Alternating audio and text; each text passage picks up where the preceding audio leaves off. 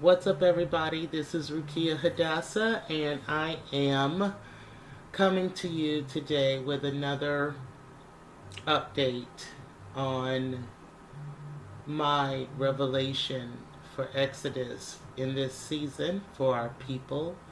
And before I get started, I just want to give all glory, praise, and honor to the Most High Yah. He is keeping us in this season, and we know that His power is at work. We are thankful for the guidance, the protection, the comfort, and the wisdom of the Spirit of Truth, the Holy Spirit, the Ruach HaKodesh.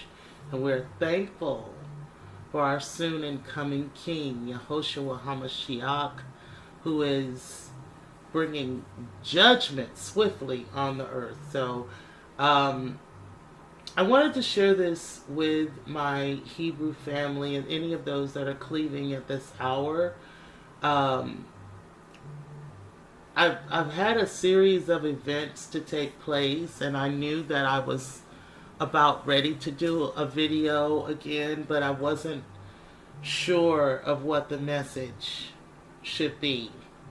I just kind of felt like it was time to speak, but I wasn't really sure of what to speak. So now I'm at a place where I do believe this revelation has been birthed, and I want to share it with my family. So without further ado, um, sometime in the last week of November, I went outside, as I often do, to look up at the skies and look at the stars and position of planets and things like that.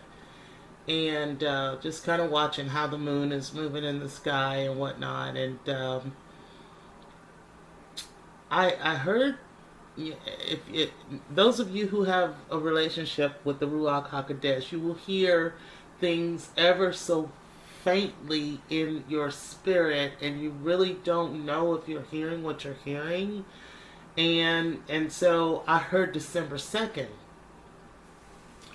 and this is like sometime before December. Obviously, today is only December 3rd, and I heard this date, and it just kind of jarred me, and I thought to myself, am I gonna share this, with my people? Should I, go just kind of put a buzz out there, because I think something's about to happen, and I never really got released to share the date. So I took it more as a personal message for me. And so uh, once I heard the date, I kind of just put it in the back of my mind and just kept going. However, on the morning of December 2nd, I awoke after having a dream about Exodus. And this was yesterday morning. So today's the 3rd, so it was on December 2nd. I woke up and I had this dream, a vivid dream about the exodus of our people. But when I woke up, it was somewhat vague. I was trying to piece together what I saw and the things that I did, and none of it was really coming back to me. All that I remember is that there were a lot of us beginning to gather, and we had all just kind of all of a sudden gotten it, that we are the Hebrew children, and our bondage is ending, and we were at this point that we were beginning to gather. And that's pretty much all that I can really articulate intelligently about what I dreamed. I saw people, but I can't remember enough to know. I just remember I do feel like I live in Texas, and I feel like we were in Texas, and we were getting ready to head to the coast, and there were a lot of people just starting to move in the same direction. And so, after thinking about, like, what did I dream? What did I dream? What did I see? I'm laying there, you know how you do in bed, when you wake up after dreaming, and you're just trying to get your thoughts together. And my thoughts weren't, fully coming together. But in the still of the morning, when it was still quiet, I heard, go to the book of Jasher. And I pulled up the book of Jasher on my phone. And from there, I started scanning, like, which chapter do I read? I wasn't going to just start at one. And so I start at 71. And when I did that, when I turned to Jasher 71, I saw immediately that it was about Moses. And it was actually telling the account of Moses' life leading up to the point when he leads the children of Israel out of captivity in Egypt. Now, I read the book of Joshua before. I've listened to it on, YouTube and things like that. I've never gotten all the way through it. And I wasn't fully aware of what I was going to read when I read Joshua 71.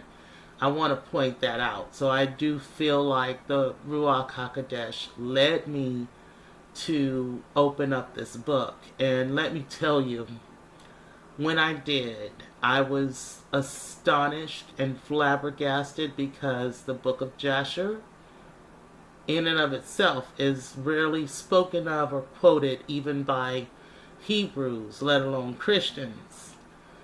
And so reading this story, at where I started, I began to see a lot of parallels between what was happening to Moses and the children of Israel at that time, in a great parallel to what is happening to us today in America and scattered abroad all over the earth. So if I can, I'd like to share some excerpts from the book of Jasher that I read from, because I'm just blown away that a lot of this information has been kept. I found some discrepancies between what is recorded in Genesis and Exodus versus what is recorded in the book of Jasher. And if you're not familiar with the book of Jasher, the book of Jasher basically covers the story of the Israelite ancestry from creation to their entering into the promised land. So it covers a lot of time, and a lot happens in the book of Jasher, and it is told with great detail. You are literally feeling like you're inside of a theatrical production. Particularly when I read I've read two particular stories that I know I've read a lot of it, but two particular stories I've read that really captivated me was Joseph's story in the book of Jasher, and now, as of the past couple of days, the story of Moses. So I've read over the past couple of days, like I said, I woke up, I was trying to remember my dream, and all I remembered was that it was about the Exodus. I pick up my phone, and I don't usually read or study that early in the morning, but because of the dream, I was prompted to just search the scriptures, and I was led to pull up Jasher. And I normally stay with the the canonized KJV, but going to the book of Jasher was very out of the ordinary for me. Then getting to the stage in Moses' life where he's 18 years old, and it covers him from the time he is an 18-year-old living in the Pharaoh's palace to the time he leads the children out of Egypt and into the wilderness away from the Egyptians. So that's how much of the story that I've covered so far, and I wanted to just dip into a few highlighted points of some of the flabbergasting information that I discovered reading the story of Exodus and Jasher versus reading the story in the biblical context of Genesis and Exodus. So as I first started reading Jasher, I came to a point where they're actually talking about, like I said, Moses was in the Pharaoh's palace, and he desired to see his father and mother, and he went to go see them in Goshen. And when Moses had come near Goshen, he came to the place where the children of Israel were engaged in work. And he observed their burdens, and he saw an Egyptian smiting one of his Hebrew brethren. So Moses knew he was a Hebrew while still living. It sounds like he was very familiar with the Hebrews. He was going to see his mother and father in Goshen. He comes upon one of his Hebrew brethren being beaten by an Egyptian. And so we've heard that story in the Bible, but when we hear it in the book of Jasher, there's so much more detail. I've come to understand just over reading these chapters as I have about Joseph and about Moses and others in the biblical context. It's almost to be compared to like watching a movie trailer versus watching the actual movie. And Jasher would be the actual movie because it's so descriptive and it gives so much more detail than Genesis and Exodus do by far. So, verse 2 says, "And when the man who was beaten saw Moses, he ran to him for help. For the man Moses was greatly respected in the house of Pharaoh. And he said to him, 'My Lord, attend to me. This Egyptian came to my house in the night, broke into his house, bound me, tied him up, and came to my wife in my presence,' raped his wife. 'And now he seeks to take my life away.'" Now he's at the point where he's going to kill him. "And when Moses heard this wicked thing, his anger was kindled against the Egyptian, and he turned this way and the other." That means he starts looking around to see if anybody's there to see or witness what he is about to do. "And when he saw there was no man there, he smote the Egyptian and hid him in the sand, and delivered the Hebrew from the hand of him that smote him. And the Hebrew went to his house. And Moses returned to his home, and went forth, and came back to the king's house. And when the man had returned, he thought of repudiating his wife. He thought of rejecting her, putting her away. For it was not right in the house of Jacob for any man to come to his wife after she had been defiled. And when the woman went and told her brothers." So she's like, I'm going to get Pookie them. So she went and got her brothers, And the woman's brothers sought to slay him, and he fled to his house and escaped. So, I was able to get a better understanding of what Moses was involved in just those few verses of the 71st chapter of Jasher. I'm understanding more about what the situation was and why Moses intervened.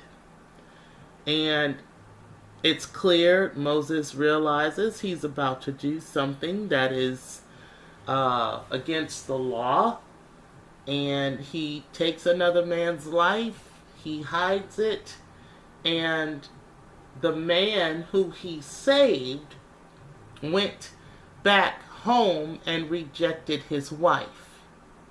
The wife, as a result, goes and tells her brothers about this, and of course she is she's able to attest to the story that her husband must have told her about getting saved from a man that was trying to kill him. So he's obviously now in a place where he's compromised Moses' secret. And it wasn't intentional, but through his actions, he exposed what Moses had done and caused the woman to go and get her brothers, and now there's some hoopla going around.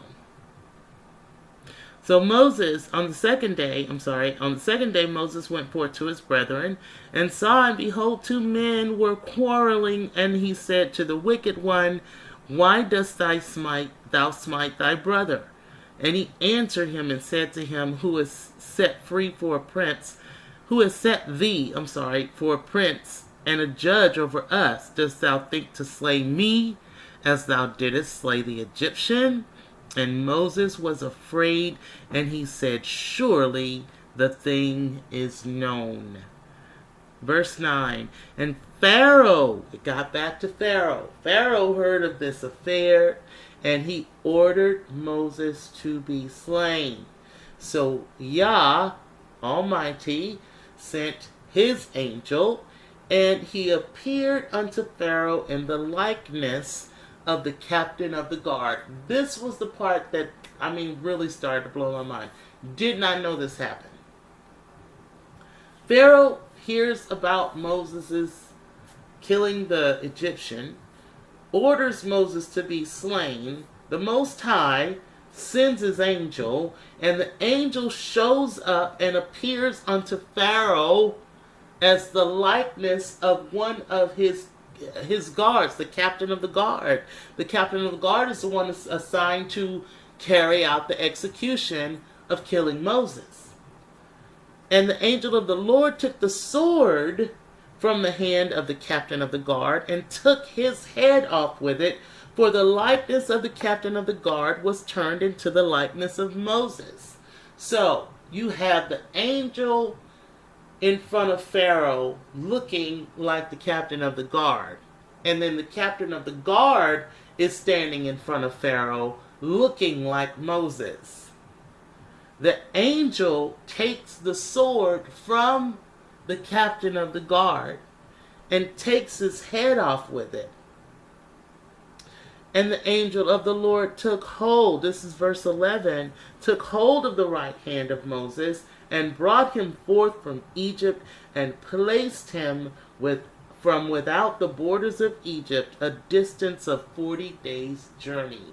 The angel leads Moses out of Egypt and puts him in a place of 40 days' journey.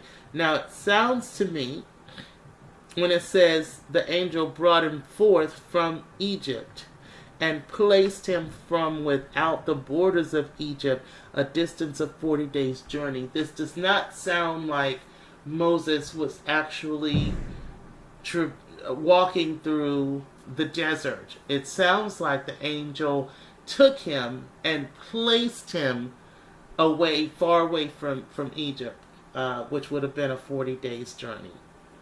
And Aaron and his brother alone remained in the land of Egypt. And Aaron, his brother alone, remained in the land of Egypt. And he prophesied to the children of Israel, saying, "Thus says the Lord God of your ancestors, throw away each man the abominations of his eyes, and do not defile yourselves with the idols of Egypt." And the children of Israel rebelled and would not hearken to Aaron at that time. And the Lord thought to destroy them, were it not that the Lord remembered the covenant which he had made with Abraham, Isaac, and Jacob. So the Most High was so done with the children of Israel while they were still in captivity, he wanted to destroy them. And if it wasn't for his covenant with Abraham, Isaac, and Jacob, he would have done just that. But he remembered his word.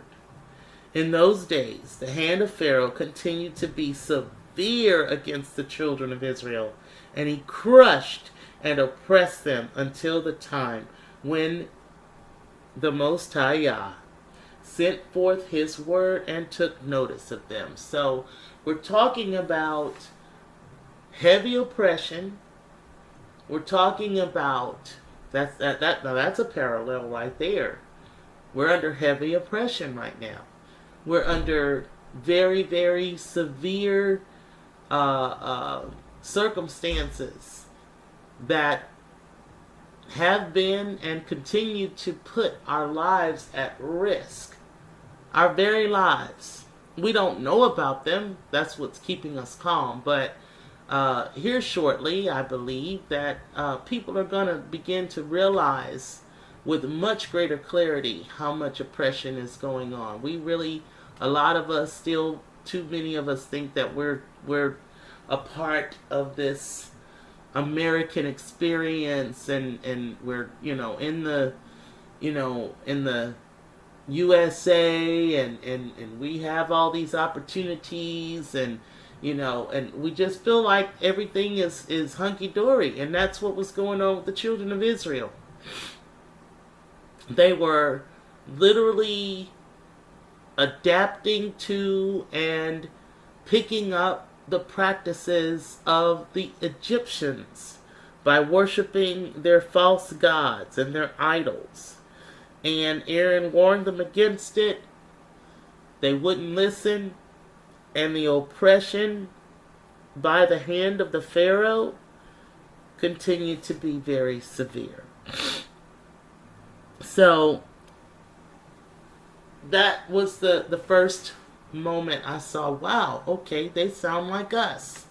We have picked up the customs of our captors. We have adopted the ways of our captors and our oppressors. So we are really in a place of dire situations. We're adapting to our captors, and the oppression of our enemies is beginning to deepen.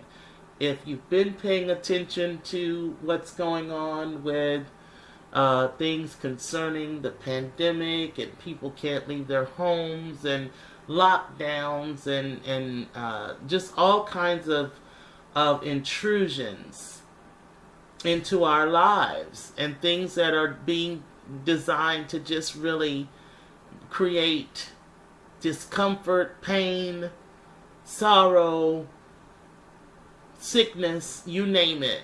The enemy's goal against us is to steal, to kill, and destroy. All three of those have happened consistently the entire time we've been in this nation and in this land. So there's not a lot to deny when it comes to comparing our situation today and our situation coming up. Now, here's some other things that I want to cover. I'm not going to go into it right now, but I'm thinking I'm going to do this as a multi-parter so that I don't feel like I'm just wearing everyone out, and people can kind of go through and pick and choose the things that they want to talk about or look at. But in my future videos, I'm going to cover some of the discoveries that I made. And some people may have known this. I'm just finding it out. I'm 51 years old. I am just now finding out these particular details surrounding Moses and the children of Israel and what the captivity was really like, as opposed to how it's told in Genesis and Exodus. So I'm going to be doing my best to share the information that I've been able to find, but in the future ones, and you may go ahead and want to read ahead, but I'm gonna still do my best to bring out the revelations that I was able to discover after waking up from a dream about Exodus and then being led to read Jasher, starting at the 71st chapter. My next video, I'll start talking about the 72nd chapter and so on and so forth. And hopefully, this is going to be enlightening and eye-opening for all of us. But some of the things I expect to be talking about that I didn't realize was that Moses was a king. He was the king of the Cushites and had a 40-year reign until he was peacefully dethroned and sent away. Did not know that. I did not know that Moses was married and had a queen who was the queen of the Cushites, whom he never touched because they gave him to her as a wife. She is not the wife he chose. They gave her to him because they anointed him and raised him up to be their king after their other king had passed away. So this queen is the one who spearheaded the movement to dethrone Moses because he wouldn't even look at her. She was a Cushite woman, and she lived as a Cushite woman, and he was a Hebrew, and he never touched her nor came near to her. So that was a big one for me. And then we're going to start getting into some of the details about how he met Zipporah and his relationship with her during the time that he eventually ended up in Midian. He didn't go straight to Midian out of Egypt. That's another thing that was left out. That blows my mind.